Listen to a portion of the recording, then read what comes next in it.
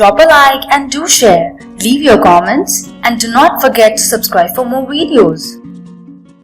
Hi everyone, welcome back to this course on Introduction to Material Science and Engineering offered by Eripedia World. We have been discussing about the different kind of phase diagram that exist. We have studied about the three type of invariant reactions and we have seen phase diagrams having those invariant reactions. Today we will discuss about one of the most important phase diagrams that exist, which is known as the iron-carbon phase diagram. This is basically a phase diagram with iron and carbon in it. This is one of the most important phase diagram because the backbone of the Industrial Revolution lied on iron and steel, and the iron-carbon phase diagram basically gives you an insight into the steel and cast irons. This is the famous iron-carbon phase diagram that I have been talking about. This looks quite a complicated diagram, but we will take it step by step. The x-axis is basically composition in weight percentage of carbon.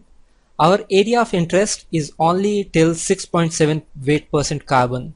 This 6.7 or rather 6.67 to be precise weight percent carbon corresponds to the cementite phase Fe3C.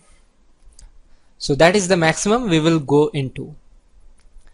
Now this from 0 to 6.7% carbon we can break into two regions. One is below 2.14% and one is above 2.14%. That below 2.14%, the iron having carbon percentage less than 2.14, let me write it down, carbon less than 2.14, this is called steel. And carbon more than 2.14 and till 6.67 obviously, this is called cast iron. Cast iron. An important characteristic, as we will see later, is that in steel there is eutectoid transformation taking place. This is the eutectoid reaction. We will discuss this again. Whereas in cast iron there is eutectic reaction. This is the eutectic reaction. Thereby this is the demarcation point 2.14, because any composition above this will have to undergo eutectic transformation. Any composition below this will have to undergo eutectoid transformation. Okay. Now let's take the iron axis, that is 100% iron. Here is below over here there will be room temperature. The temperature is in in degrees Celsius. What we see is this region till 912 degrees Celsius we have what is known as alpha or ferrite, alpha phase of iron. Alpha phase of iron is basically body centered cubic. This is the phase that exists at room temperature, body centered. From 912 degrees Celsius to 1394 degrees Celsius we have gamma iron. Gamma iron is face centered cubic structure. Okay. Then again from 1394 to 1538 we have what is known as delta iron. This is delta iron, and delta iron is again body centered cubic. So if we take pure iron, we increase the temperature till 912 we have body centered cubic, then phase transformation takes place and we get face centered cubic till 1394, and beyond that till 1538 we have again body centered cubic iron, and at 1538 degrees Celsius the melting of iron takes place. So this is the melting point of iron, 1538 degrees Celsius. Okay. Then again there is an additional temperature which is around the 770 degrees Celsius. Around here the behavior changes. the magnetic behavior changes. And what are the other important points? Okay, now let us identify the various invariant reactions taking place. This at 4.3% carbon, liquid iron is giving rise to gamma iron and cementite. So this is eutectic reaction. Eutectic reaction. At 0.76% carbon, solid austenite, which is FCC, is giving rise to alpha, which is BCC, and Fe3C. So this is eutectoid reaction. Tectoid reaction. And over here at 1493 degrees Celsius, at around, this is around I think 0.47%, we have liquid plus delta giving rise to gamma. So this is liquid plus delta giving rise to gamma, thereby this is peritectic reaction. So all the three invariant reactions which we have studied are there in this iron carbon phase diagram. Further, let's see what else is there. The eutectoid temperature is 727 degrees Celsius. This is a very important temperature which we need to remember, because a lot of heat reactions are taking place at this regime itself, close to eutectoid temperature. Okay, then 1147 degrees Celsius is where eutectic reaction takes place, and peritectic reaction takes place at 1493 degrees Celsius. Fine. Then, as I said, this end, this is Fe3C, which is a line compound or an intermetallic, right? So here we have Fe3C at this end. Then let's see the different phases existing at different region. This, as I have already mentioned, is the alpha phase, or let's go from top to bottom. So at high temperature we have liquid throughout, it's all liquid here, right? Then eutectic reaction will give rise to austenite and cementite.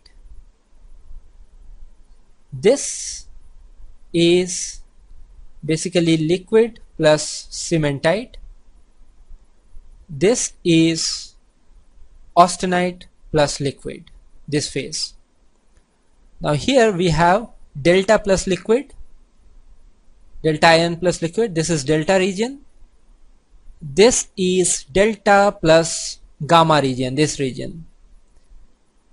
And this is a single phase gamma region. This is a single phase FCC. This whole large section is single phase FCC region. This FCC undergoes eutectoid transformation, giving rise to two solid, which is BCC alpha, that is from this end, and cementite, that is from this end. Okay, and then this is basically alpha plus gamma region, because alpha comes from this end and gamma comes from this end, and this whole region is alpha region. So this is how all the different regions are there. As I said, anything less than 2.14% is steel, anything more than 2.14% carbon is cast iron. Our main region of interest will be less than 2.14 in our discussion, and most important focus will be eutectoid reaction. So let's see what is happening in the eutectoid reaction over here. As we had already discussed before, when eutectoid reaction takes place, one solid gives rise to two new solids, and the formation of two new solids is in lamellar form. Lamellae of with alternating layer of both phases exist or is formed. So let us see what does the lamellae consist of. in this transformation. In this transformation, we will have alpha and cementite, that is ferrite. Alpha is known as ferrite, gamma is known as austenite. So ferrite plus cementite phases alternating. So if we see under microscope, what we'll have is something like this: one lamellae ferrite, one lamellae austenite. Now what is the proportion of ferrite to austenite? That can be found out by finding out what is the percentage of ferrite and what is the percentage of austenite being formed. We'll roughly approximate. This point is 0.022%. At room temperature, that comes out to be around, at room temperature it is 0.008%. that is approximately equal to 0%. So the ferrite at room temperature is almost void of carbon. It has very less carbon, whereas cementite always has 6.67% carbon. Lamellae structure that is formed by the eutectoid transformation rise to ferrite and cementite is together known as pearlite. Pearlite. So pearlite is not a phase. Pearlite is a combination of two phases. What are the two phases? Pearlite is a combination of ferrite and Fe3C. So pearlite is not a phase, remember. But from now on we will regularly talk about pearlite instead of talking ferrite plus cementite. So what is the composition of pearlite? Like how much ferrite is there and how much cementite is there? Let's calculate that. At room temperature, we draw the isothermal line. This is 0.76% for the eutectoid transformation. So the amount of ferrite will be using Liver rule, opposite end length by total length. Opposite end length is 0.76 to 6.7. So if I want to write it here, ferrite is 6.67 minus 0.76 upon the whole length, that is approximately 6.67 itself. And cementite Fe3C turns out to be this length by total length, that is 0.76 upon 6.67. These are fractions. This to this, ultimately alpha is to Fe3C turns out to be approximately equal to 7:1 by weight percent. The weight ratio of ferrite to cementite in pearlite turns out to be 7:1 if you calculate this and find the ratio. Now the weight ratio is 7:1. The density of ferrite and cementite is almost identical. Therefore, volume ratio, volume of ferrite is to volume of cementite also comes out to be 7:1. Okay, what does this mean?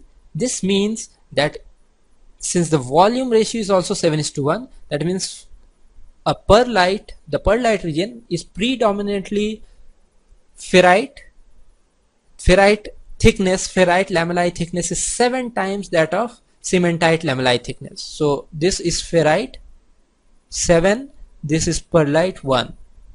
So ferrite is to pearlite ratio is 7:1 in pearlite. Rather, ferrite to cementite ratio is 7:1 in pearlite. Okay, I think I have given you a lot of details to ponder upon about the iron carbon phase diagram.